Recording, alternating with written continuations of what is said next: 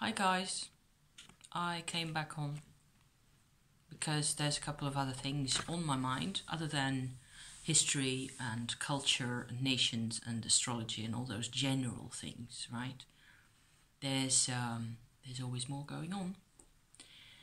I've been rather confused. I keep coming on to tell you how confused I am, and however I have sorted it all out because this, that, or the other. I actually made contact with my past lives. Yes, I did. However, there it is, the however. Maybe it's different for each person if you do this. I suppose it is. It's bound to be different, isn't it? What happened? Let me say, to start at the beginning, I have done all sorts of energy healing work for myself and for a few other people, basically my husband.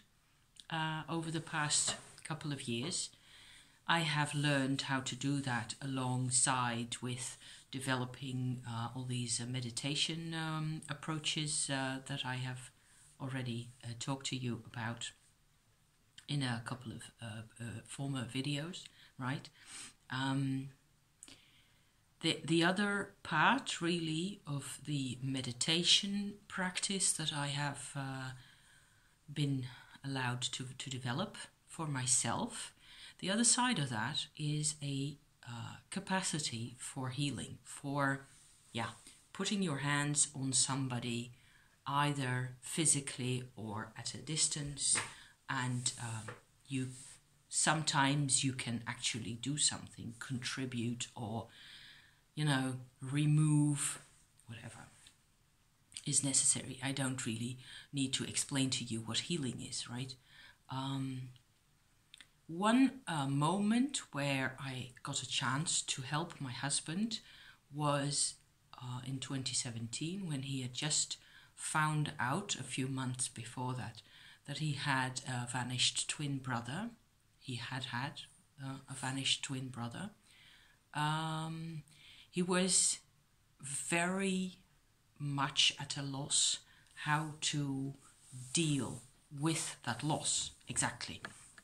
There was he was in a, it was like there was this overwhelming state of pain,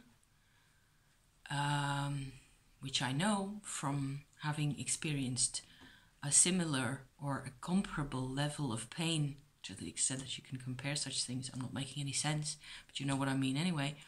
In a different context, okay? I knew, I could see what he was going through. I could feel what he was going through. And I know that when that type of thing happens to us, we just freeze. And there is a point where you just can't move anymore. You cannot go back and forth. You cannot use your brain anymore. You cannot move left or right. Everything just sort of opens into that world of pain.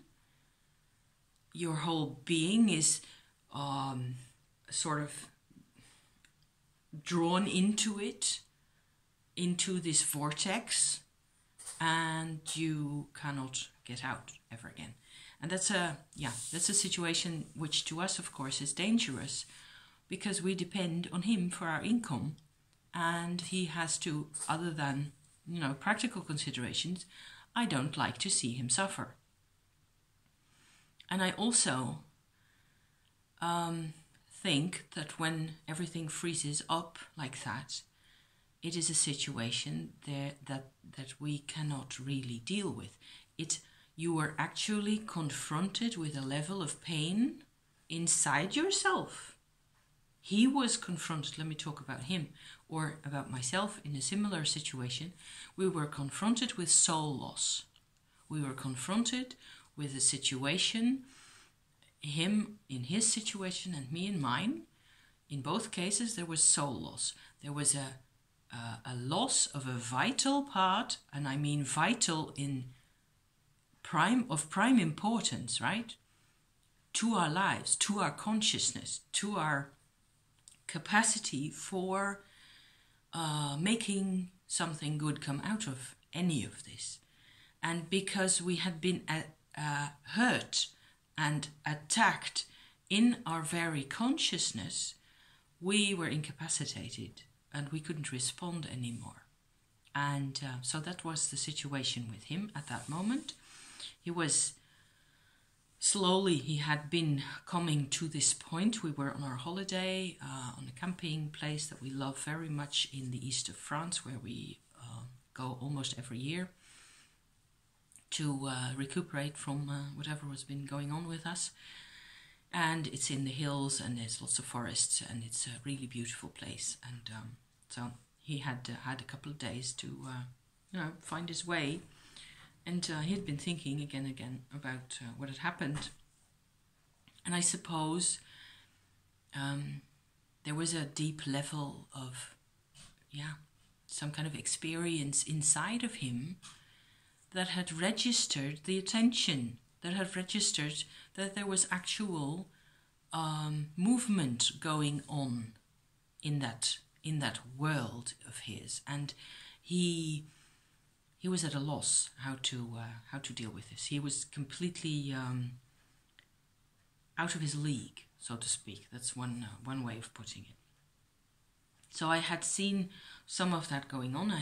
We talked about things. I knew, of course, everything about the vanished twin situation, and I had a bit of experience by then in recognizing soul loss and seeing that what really makes sense, and there's a third person perspective again that we need to incorporate in our approach, that what had happened to him was soul loss, that I had to identify it as such.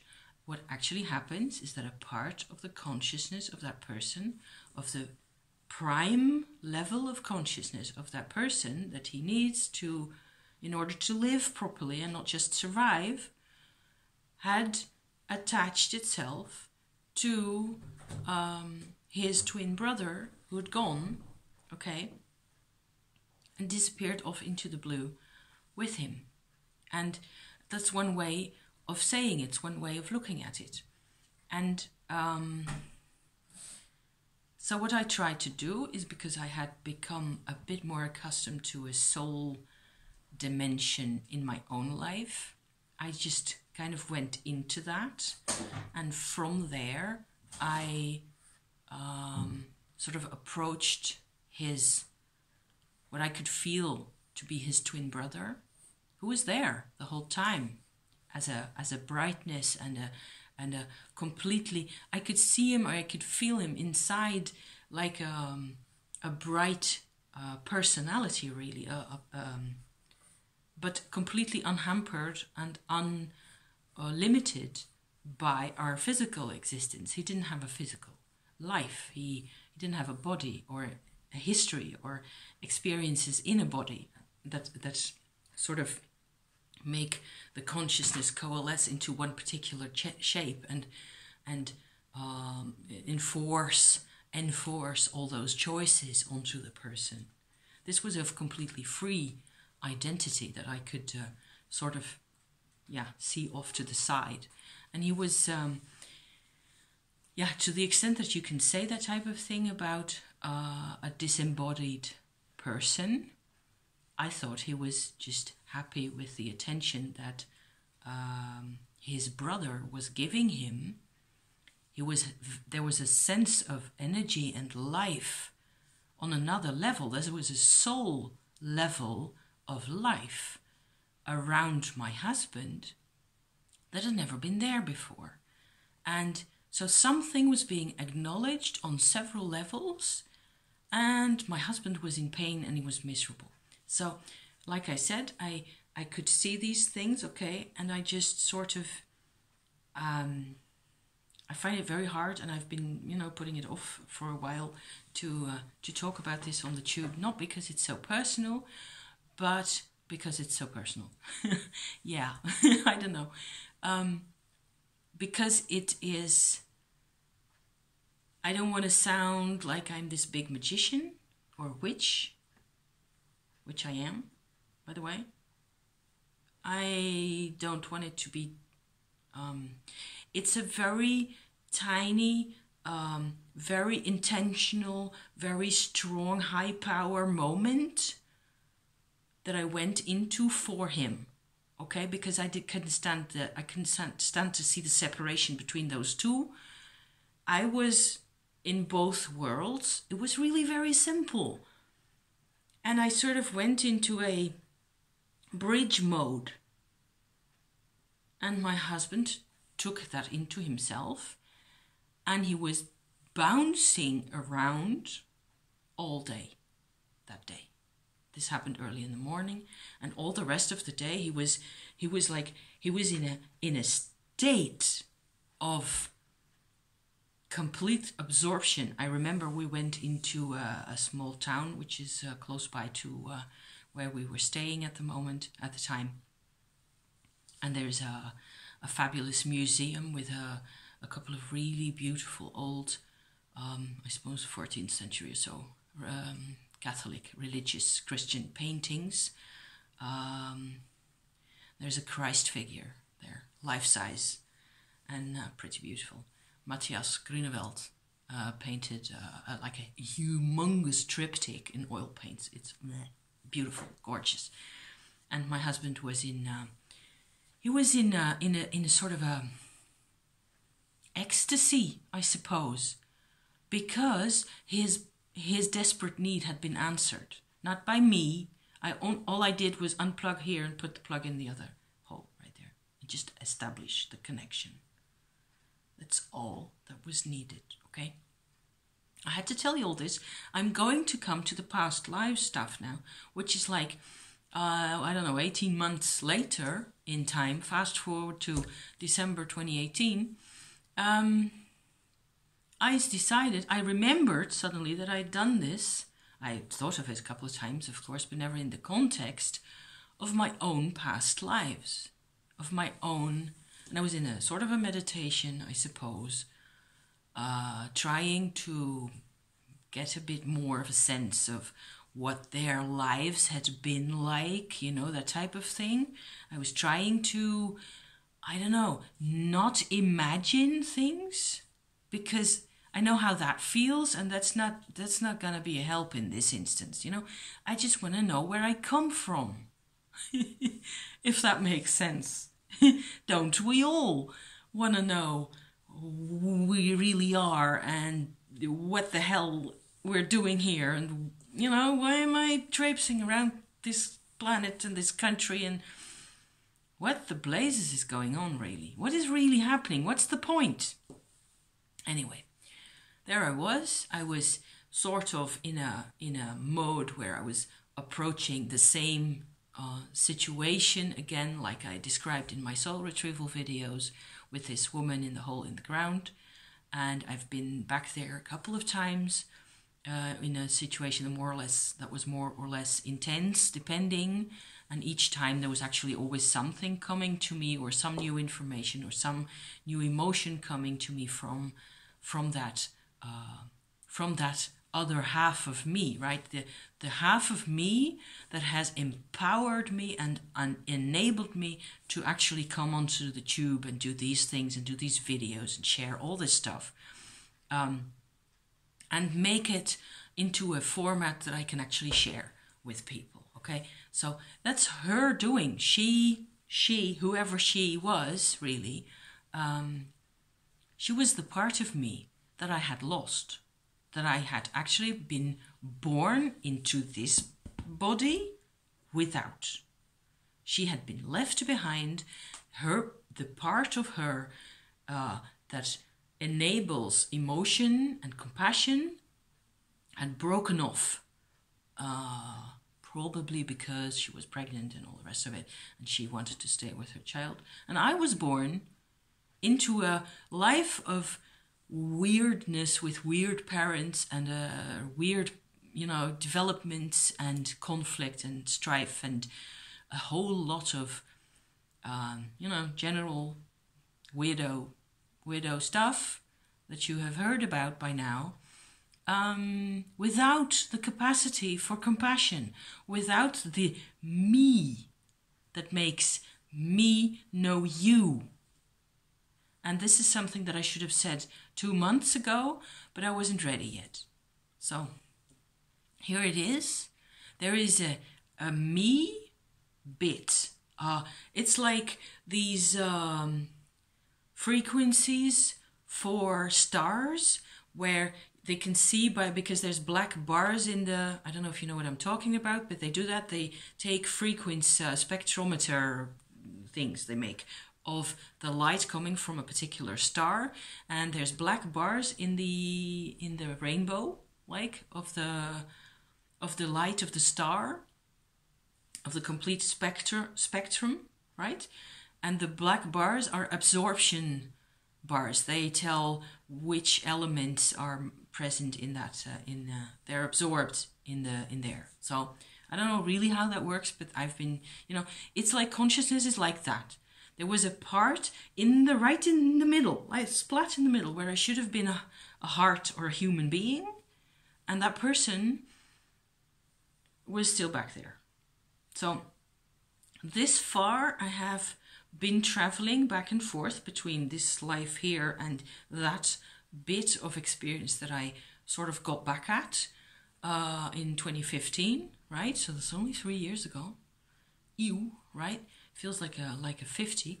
But I came back to that last Friday night. I came back to this life, and I remembered the unity vibration. The vibration of having the view of the soul and having the view of the person at the same time.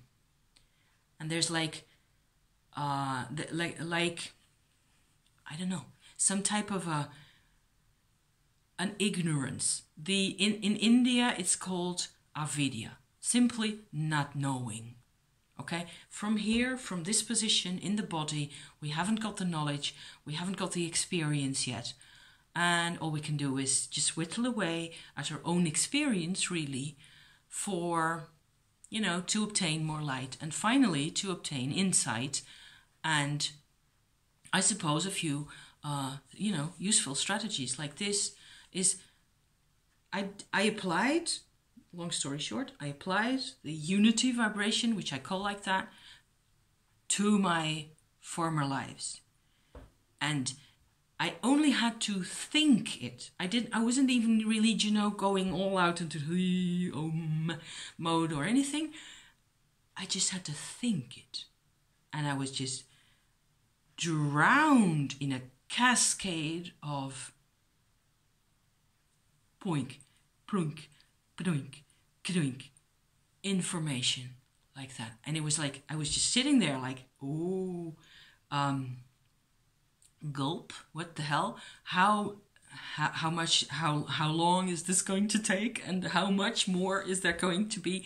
And I just had, I remember now that I had one image, particularly of a woman in, I suppose, a late medieval type of headdress with a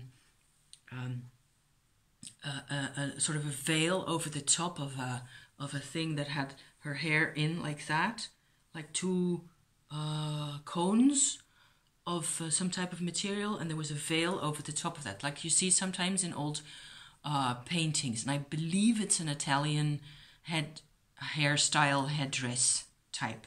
And I was thinking of Florentine Italy in the 15th century or something.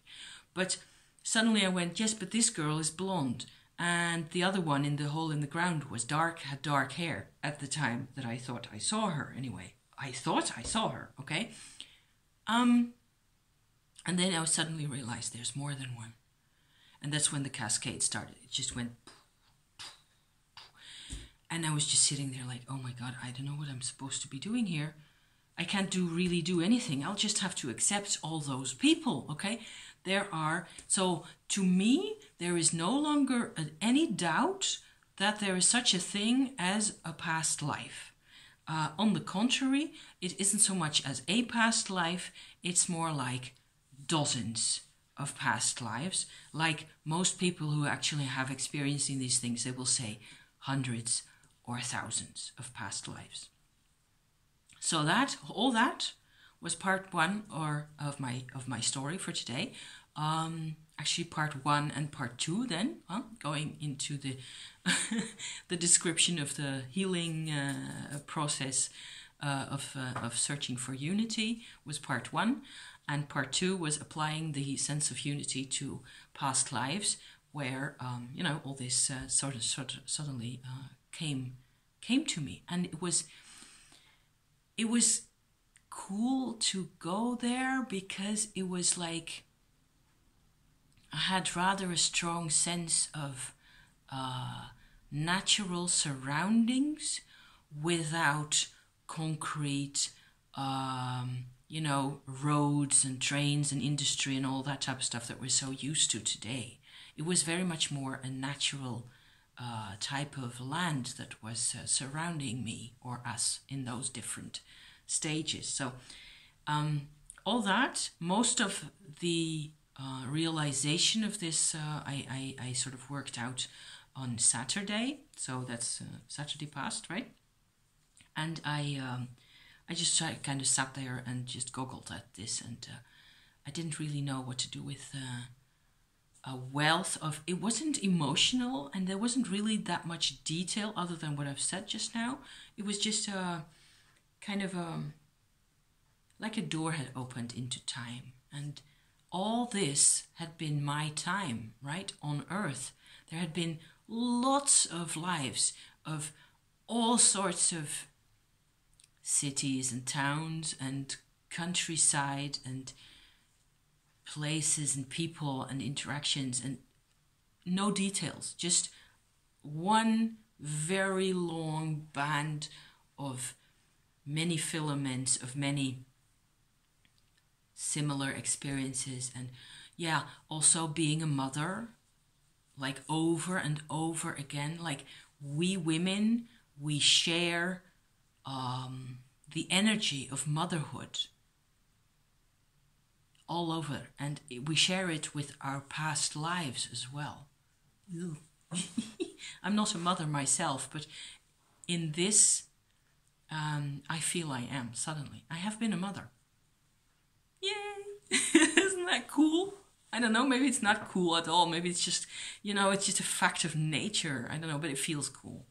It feels cool because, it's a part of me that I haven't been able to indulge in this life. I have been forced more or less to make other choices in my life, and I suppose I'm quite glad that I did, because it was one thing or the other. It wasn't really a possibility to go into all this work and have kids at the same time. I don't think that's quite likely. Or maybe if I had started on it when I was 18, then possibly. Who knows? I mean, other people do it, right? So why not? I felt then that I was trying to sort of, incorporate all these energies into myself a bit, to allow a bit more room in myself, in my consciousness, in my awareness now, for all this open space and all these people and all this, all this richness, really. And then part three of my experience so far.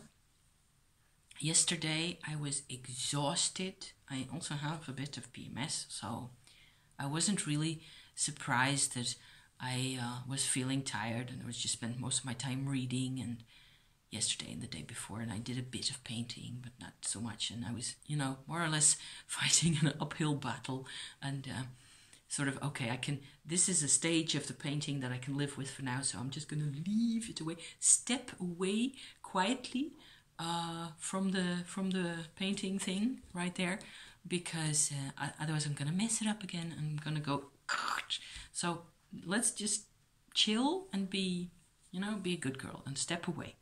So that's how that went. And in the evening, I realized my husband was away to see a client, and I sat here and I suddenly realized, you know what? maybe I am extra tired now because there is some past life mumbo jumbo going on in my earth line. Wouldn't I be surprised? No. So off I went, meditate, turn off almost all the lights, lit a candle, lit a bit of sage, which is what I tend to do, just a sage leaf or two. And I sat down and connected to my earth line and connected to my refuges, which is what I always tend to do, just go into a state of inner refuge, inner silence, because then I can see the energies best, clearest. And I did a bit of, opening up the sun and getting rid of all the massive brain pressure from having been inside too much and not enough oxygen and too much reading and all that, just a bit of a preparatory part of the process. And then I started to look at my earth line, at the connection from my star chakra and down from there. And there they all were, of course. Each and every one of those lives was waiting like a train, a locomotive, and 27 however many cars behind it, waiting to be led to the light. Again, ghost whisperer style. So I had to, get in some white light, which is what I tend to do, how I tend to do that. If you're interested in that type of thing on my channel, you'll find a lot more about working with white light and meditation stuff. There's a series of meditation videos where I describe all that stuff a bit more extensively. So I will just please direct you there if you want to know more. And the white light accepts each and every personality, phase of life, phase of consciousness. I don't know, coagulation of consciousness into a pattern. But all I could see at that time was here and there a pattern of a predominant type of emotion passing by. And some of them were older people. I think most of them were women, and quite a number of them were mothers, and some of them had a quality of anger or resistance of fear and fight in them, but not so many. There was one that struck me because she was really different from the others, that she has an enormous strong quality of sadness and resignation. I don't know how to call that. You're resigned, you just fatalistic and you just gave up, that type of vibration, resentment a bit.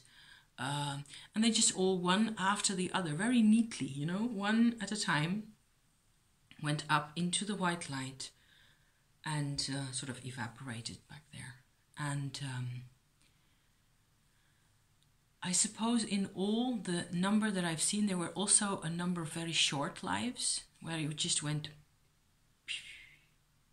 like that, and there was someone there and they were just gone. So in total, I think I have seen about 12 or so actual different like balls or beads of emotion, of one predominant quality of an attitude or an approach to life, or a way of experiencing things. And that's what I saw pass. I didn't see landscapes, houses, trees, streets, events, other people, faces, none of it. I only saw emotion, and it was pretty cool. And it feels now, actually now that I'm making this video, I'm only realizing that I actually thought that was pretty, I don't know, like some kind of almost like a ritual where I thank every one of them for just, having done their bit, having taken, having had the courage to live, or just having carried me around for however long that they actually did that. And I suppose now if I go into this, I could be I could even say that there could be, you could actually sort of detect a line of light going from one life to another. And that's it, really. I don't really know. I know that there is a purpose behind all of it.